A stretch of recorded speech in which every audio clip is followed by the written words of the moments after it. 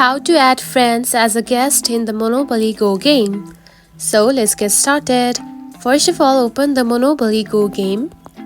Just like this. After opening the app, you will see something like this on your home screen. Now to add friends, tap onto friends option at the bottom, just right here. Now select it. So I am playing the Monopoly Go game as a guest right now, so I haven't connected my Facebook or my email account on the Monopoly Go game. Now to add friends as a guest, simply tap on to invite option just right here. Now tap on it. Now you can see the invitation has been sent. So these are the suggested friends of the Monopoly Go game who are playing the Monopoly Go game right now. Now after sending the invitation, they will get your friend request and they will accept it. And after they accept it, you can simply be friends on the Monopoly Go game. And that's it. This is how you can add friends as a guest in the Monopoly Go game.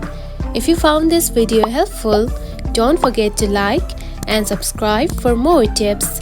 Thanks for watching.